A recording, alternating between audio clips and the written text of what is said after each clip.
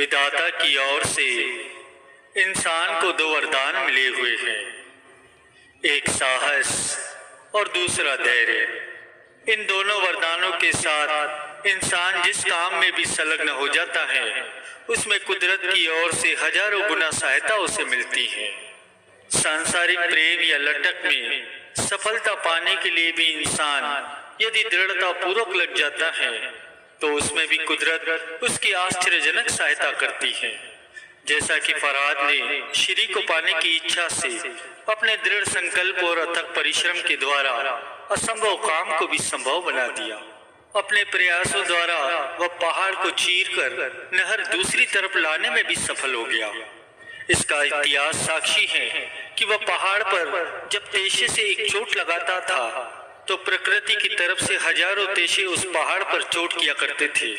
अब विचार करने वाली बात यह है कि जब संसार के प्रेम को पाने के लिए दृढ़ संकल्प से काम करने वालों की प्रकृति सहायता करती है, तो क्या मालिक की भक्ति और प्रेम को पाने के लिए यदि कोई पक्का विचार करके कार्य में लग जाए तो विधाता उसका सहायक न बनेगा?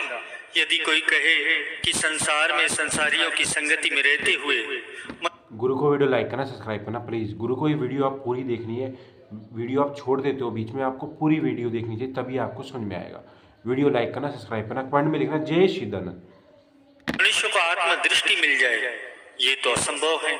जिन्हें इस वस्तु की पहचान ही नहीं है, जो स्वयं ही दिन रात अज्ञान के अंधकार में ठोकरें खा रहा है, उनकी संगति करने से प्रकाश कैसे मिल सकता है?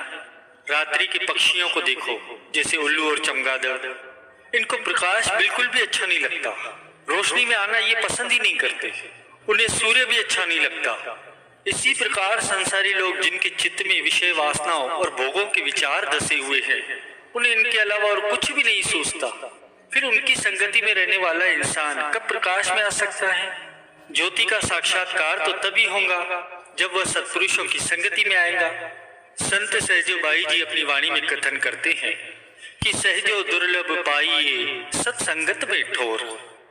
सत्संगति, संत महापुरुषों की संगति में स्थान मिल जाना कोई सरल काम नहीं है। बड़े सौभाग्य से ऐसा अवसर मिलता है। सभी संतों की वाणियां, वेद शास्त्र, सदग्रंथ मानव जन्म को दुर्लभ कहते हैं, परंतु उससे भी अति दुर्लभ है संत महापुरुषों की प्राप्ति, जिनकी संगति में आकर मनुष्य यथार्थ तत्व की पहचान कर सकता है और जिस उद्देश्य के लिए मनुष्य संसार में आया है उसे पूर्ण कर सकता है। जैसे किसी को यदि प्यास लगी हो तो जब तक वह जल के स्रोत के पास चलकर नहीं पहुंचता और वहां से पानी नहीं पीता, मात्र बतियाने से या पानी की रट लगाने से उसकी प्यास तो बिल्कुल नहीं बुझेगी।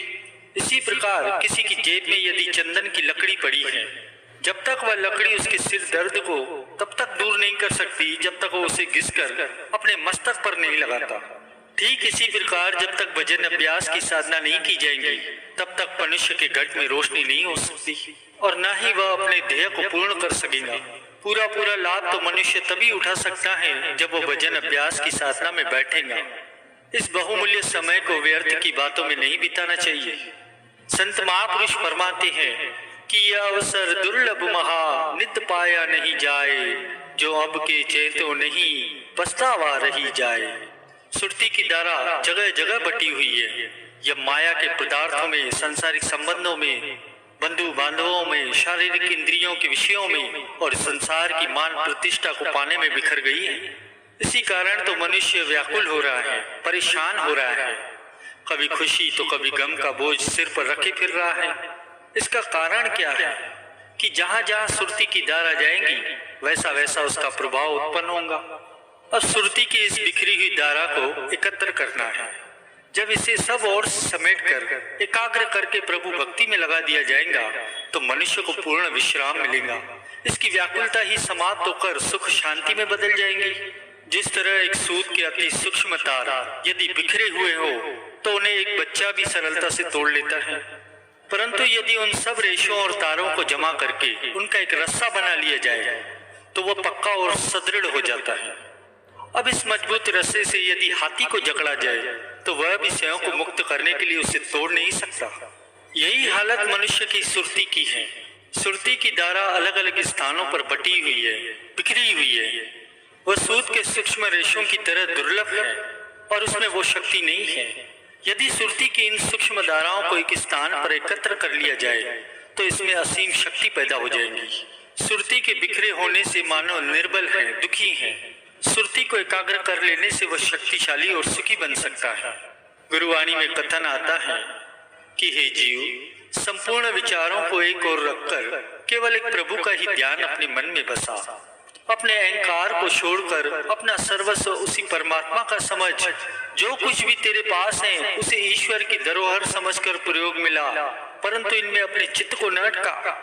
मनुष्य जन्म यूं ही संसारी पदार्थों के लालच में फंसे रहकर गंवाने के लिए नहीं मिला।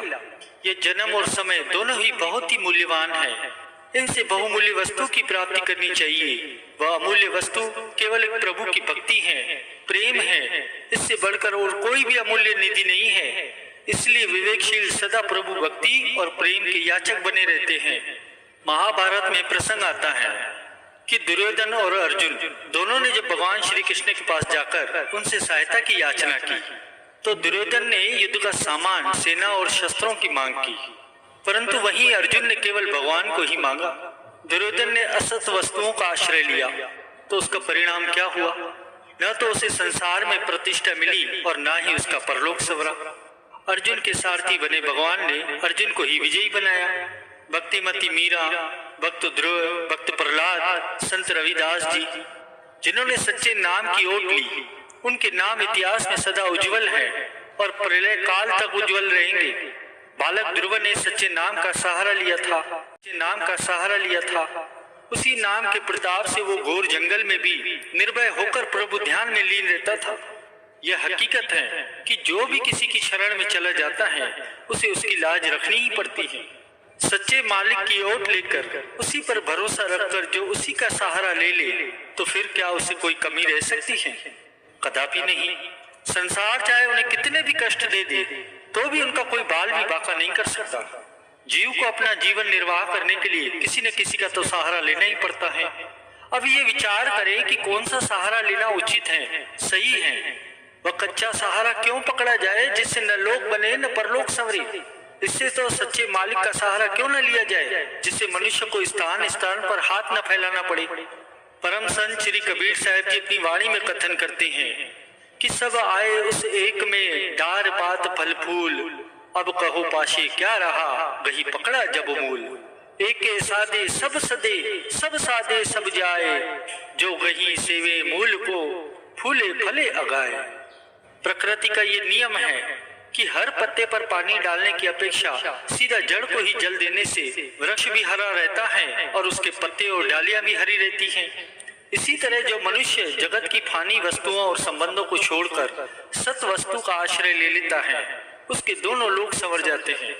हे सत्य की खोज करने वाले जिज्ञासु, जीवन यात्रा में पूर्ण गुरु का आंचल थाम कर रख, क्योंकि ये मार्ग संकट और कठिनाइयों से भरपूर है। पूर्ण गुरु की सहायता के बिना इसे पार कर सकना अत्यंत ही कठिन है। जब जिज्ञासु संत सदगुरु के वचन और आज्ञा का सहारा लेकर इस मार्ग पर पग बढ़ाता है तो मन और माया उसका मार्ग नहीं रोक सकते। काम, क्रोध, लोभ, मोह और अहंकार ये सारे के सारे शत्रु उसका बाल भी बाका नहीं कर सकते। वह निर्भय होकर अपने मग पर दृढ़ता से बढ़ता चला जाता है और अपने चरम लक्ष्य को पा लेता है। इसलिए भक्ति के अभिलाषी को अपने कीमती समय को भक्ति के नियमों में व्यतीत करते हुए प्राणपन से लक्ष्य सिद्धि में लगे रहना चाहिए। इसी में ही जीवन का कल्याण है। गुरु को वीडियो लाइक करना, सब्सक्राइब करना प्लीज़।